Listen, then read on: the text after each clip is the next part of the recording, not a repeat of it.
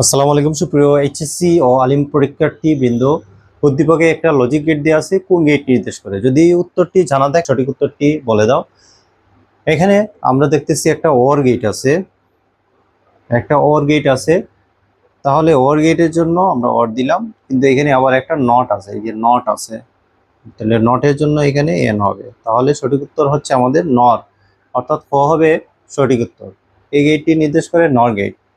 যদি এরকম থাকতো এখানে এইভাবে যদি থাকতো তাহলে তখন হয়ে যেত এক্স নর গেট, তখন হয়ে যেত এক্স নর, অর্থাৎ গহ হইতো সঠিক উত্তর।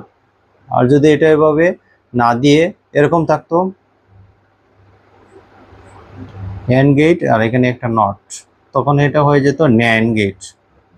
উদ্দীপকটা যদি এরকম থাকতো তখন হয়তো এটা ন্যান গেট, অর্থাৎ গহ হইতো সঠিক উত্তর।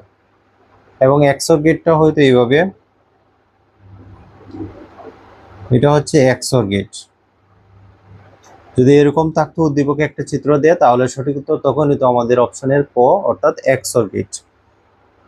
আর এখানে একটা নট দিয়ে দিলে এটা হয়ে যাবে এক্স নর গেট, অর্থাৎ গো হবে সঠিক উত্তর। যদি এক্স নর দিয়ে এখানে একটা নট হয়, অর্থাৎ এটা হয়ে যাবে তখন এক্স নর। আশা করি সবাই বুঝতে পেরেছো, ধন্যবাদ।